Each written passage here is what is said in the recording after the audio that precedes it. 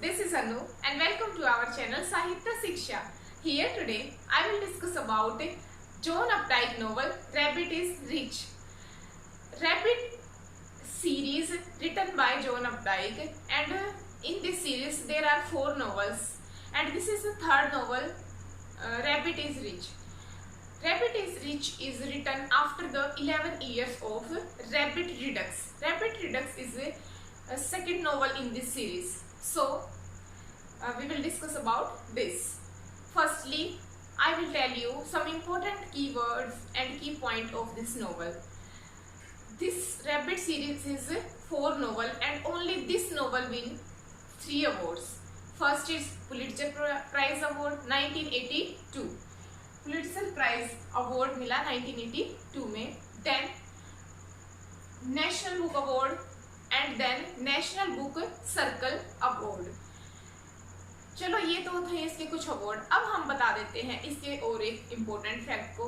इस बुक का जो हार्ड कवर था, जो फ्रंट का जो कवर था, वो ऑथर ने खुद डिजाइन करा था और उसके ऊपर रेनबो का साइन है. जैसे जब आपने वीडियो ओपन करी होगी तो मेरे वीडियो के बाहर आपने देखा होगा कि बुक की फोटो है और उस पे देखा होगा रेनबो बने हुए हैं. तो वो जो फर्स्ट एडिशन का जो कवर था वो ऑथर ने खुद ही डिजाइन करा है. तो चलो ठीक है, ये तो थे इसके कुछ कीवर्ड्स. और एक बात बता देती हूँ कि इस टाइम पे जब ये नॉवल लिखा गया था तो ये चारों जो सीरीज है वो मेनली किस चीज को डेपिकेट करती है? वो डेपिकेट करती है वर्किंग से लेकर मिडिल क्लास फैमिली से लेकर और अपर क्लास तक, तीनों चीजों को वो रिप्रेजेंट करती है बड़े ही बेहतर ढंग से. जो हीरो होता है उसके थ्रू दिखाया जाता है कि कैसे मतलब एक वर्किंग क्लास, एक मिडिल क्लास फैमिली का जो जीवन होता है वो कैसे होता है और कैसे अगर वो अब तक पहुंच जाती है तो फिर उसका जीवन में क्या परिवर्तन होते हैं. अब देखो इसमें स्पेशल अमेरिका के जो एक स्मॉल टाउन होता है पेनिसुलविया, उधर उसके बारे में दिखाया होता है. चलो ये तो थे कुछ कीवर्ड्स. अब हम समरी स्टार्ट कर लेते हैं. समरी स्टार्ट करने से पहले मैं चाहती हूँ कि आप एक बार बोर्ड का स्क्रीनशॉट ले लीजिए ताकि आगे स्टोरी शुरू करने में हमें कोई प्रॉब्लम ना हो और आपको कैरेक्टर अच्छे से समझ में आ जाए. कॉपी पेन लेके जरूर बैठिएगा ताकि हर पॉइंट आप लिख सको. इंपॉर्टेंट पॉइंट जो भी हम डिस्कस करेंगे. Take a screenshot. I hope कि आपने स्क्रीनशॉट ले लिया होगा.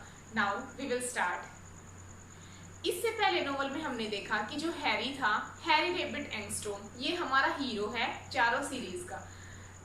तो इससे पहले नोवेल में ये 36 ईयर का दिखाया गया था और ये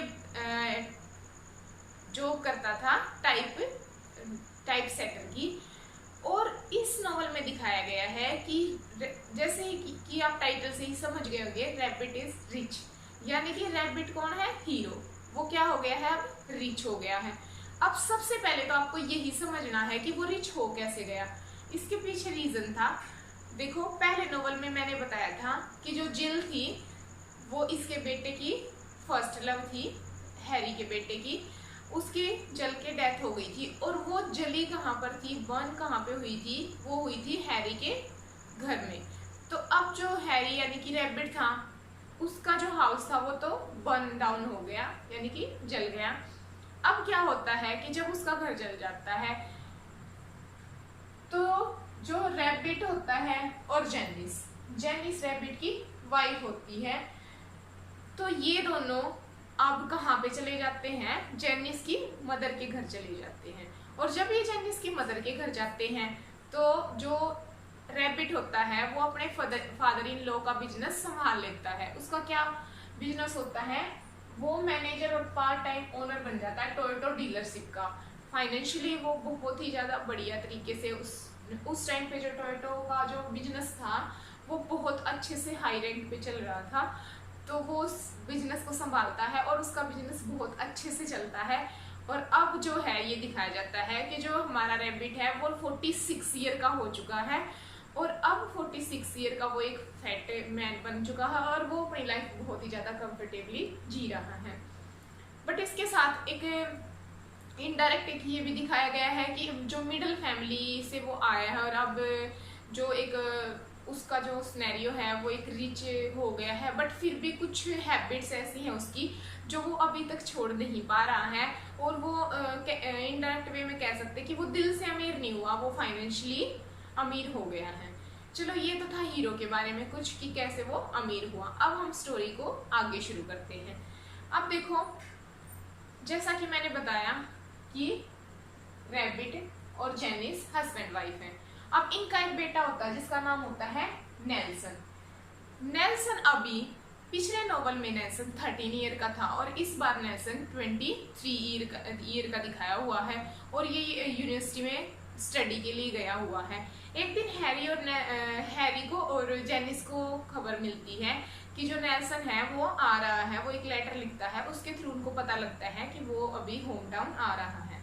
अभी वो जेनिस के मदर के घर पे ही रह रहे होते हैं, तो फिर वो वेट करते हैं कि वो आएगा। और जब नेल्सन आता है तो उसके साथ एक लड़की होती है, वो एक लड़की के साथ आता है, मलाइन। ये वो लड़की होती है जिसके साथ नेल्सन आता है, ये इसकी गर्लफ्रेंड होती है, ठीक है। फिर जो यहाँ पे आके जो नेल्सन है वो क्या करता है, वो अपने फादर की कंपनी में को संभालने लग जाता है, उसकी डीलरशिप को। और जो मलाइन होती है वो एक रेस्टोरेंट में काम करने लग जाती है। अब जब नेल्सन यहाँ आ जाता है तो जेनिस और रैबिट और एक और कैरेक्टर दैट इज बैसी। बैसी कौन थी? बैसी जेनिस की मदर थी जिनके घर में ये रह रहे थे। तो बैसी, जेनिस और रैबिट तीनों मिलते हैं और एक पिकनिक पे जाते हैं। जब ये पिकनिक पे जाते हैं तो क्या होता है, ये सारा बिजनेस का काम नेल्सन को सौंप के जाते हैं। तो अब पीछे से नेल्सन बहुत ही अच्छे तरीके से इनका काम संभालता है और जब ये वापस आते हैं तो वो जो नेल्सन है वो कहता है कि मुझे गैस एजेंसी शुरू करनी है। बट अब यहीं पे दिखाया जाता है कि कैसे जो नेल्सन है वो गैस एजेंसी की बात कर रहा है, बट हैरी उसको मना कर देता है कि नहीं, इसमें बहुत ज़्यादा लॉस हो सकता है, इसमें प्रॉफिट नहीं है। तो यहीं पे अमेरिका की सिचुएशन हमें शो करी हुई है। चलो अब ठीक है, ये हो गया नेल्सन का, वो उसको मना कर देता है। अब इनकी लाइफ दोबारा से चल जाती है और एक दिन क्या होता है कि रैबिट जेनिस एक क्लब में गए हुए थे और वहीं पर इनको पता चलता है कि नेल्सन है वो अपनी फियोंसे, इसकी फियोंसे थी, उसका नाम था रू। नेल्सन फियोंसे उसके साथ आता है और वो प्रेग्नेंट होती है।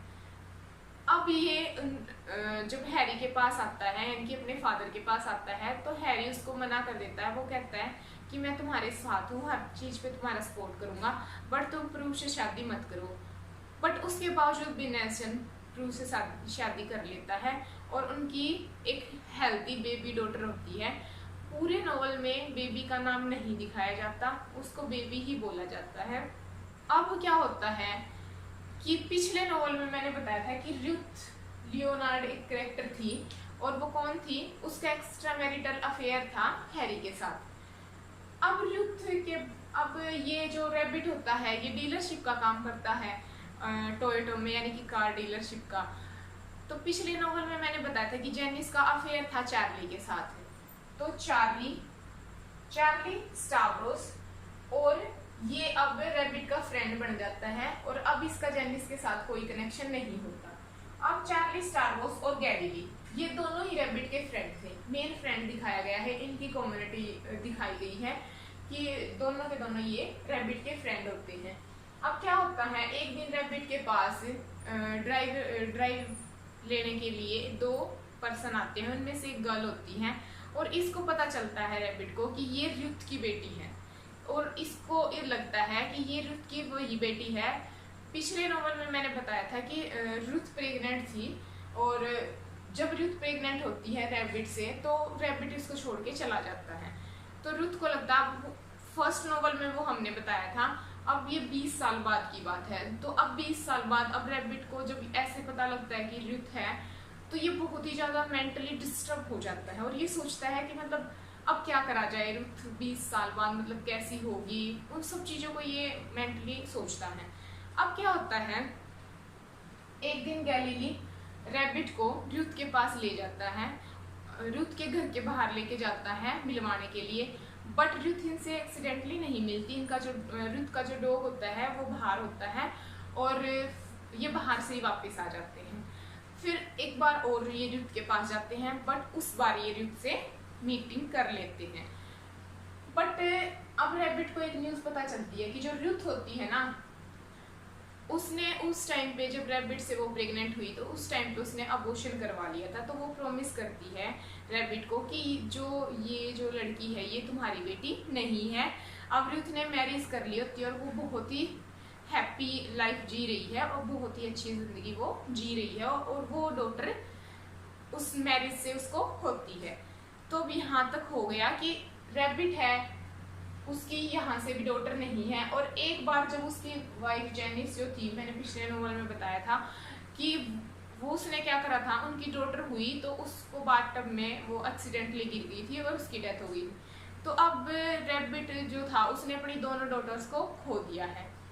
अब क्या होता है कि अब रैबिट और जेनिस, तो इस रैबिट को ना बिजनेस में बहुत ज़्यादा प्रॉफिट हो जाता है और ये ना खुद का घर लेने की सोच लेते हैं, क्योंकि अभी तक ये अपने मदर इन लॉ के घर में रह रहा होता है। तो अब ये सोच लेता है कि हम खुद का घर ले लेते हैं और ये जाके न्यू हाउस में सेटल हो जाते हैं। और जो नेल्सन और प्रू है वो किसके, इनकी मदर इन लॉ के पास ही रह रही होती है, हैरी की। अब क्या करती हैं, एक दिन बेसी मैंने बताया था ना जेनिस की मदर, बेसी प्रू को और नेल्सन को लेकर इनके न्यू होम में जाती है, न्यू हाउस में जाती है। और फिर वहाँ पर वो जो प्रू होती है वो अपनी बेटी को रैबिट के गोद में दे देती है। और जब वो उसके गोद में दे देती, बड़ा इमोशनल सा सीन दिखाया जाता है कि वो अपनी ग्रैंड डॉटर को लेकर बहुत ही ज़्यादा खुश होता है। उसने अपनी बेटियों को तो खो दिया है बट अब वो उसको एक्सेप्ट करता है और मतलब बहुत ज़्यादा खुश होता है। और फिर लास्ट में दिखाया जाता है कि जो ये नेल्सन था ये मलाइन के साथ खुश रहना चाहता था। तो जो प्रू है वो इनको दोनों को बोल देती है कि मुझे कोई ऑब्जेक्शन नहीं है, अगर तुम दोनों को इकट्ठे रहना है तो तुम रह सकते हो। यही थी इस नोवेल की कुछ इम्पोर्टेंट स्टोरी। इस नोवेल की मेन थीम्स क्या थी, इस नोवेल की मेन थीम थी कि अमेरिकन कल्चर को डेपिकेट करा गया है कि कैसे लोग मतलब कि फ़ायदे के लिए ही सब कुछ कर रहे हैं। और दूसरी चीज़ ये दिखाई गई है कि कैसे खुद के आइडेंटिटी बनाने के लिए, खुद की एक पहचान, जो उनके जो पोस्ट वार जो अफेक्ट हुए हैं उन चीज़ों से बाहर आने के लिए वो खुद की एक पहचान बना रहे, खुद के हाउस बिल्ड कर रहे हैं। अभी तक उनका कोई एग्जिस्टेंस नहीं था। और एक जो दूसरी बात दिखाई गई है वो ये है कि मतलब लोग अब ज़्यादा, पिछले नॉवेल्स में दिखाया गया है कि रैबिट जो कैसे बिल्कुल हर रिश्ते को लेकर स्टेबल नहीं था। नेल्सन में भी उसके कुछ करेक्टरिस्टिक्स दिखाए गए हैं रैबिट के, जैसा कि रैबिट फर्स्ट नॉवल में था, उसका बेटा अभी इस नॉवल में कुछ नियर अबाउट दिखाया गया है।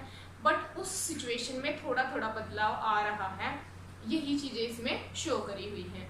आई होप कि आपको स्टोरी समझ में आई होगी। अगर आपको अच्छी लगी तो कमेंट करके ज़रूर बताइएगा। इसके ऊपर अगली वीडियो हम जल्द ही अपलोड करेंगे। Fourth novel rabbit is rest 1990 में जो पब्लिश हुआ था, इसके 10 इयर्स के बाद।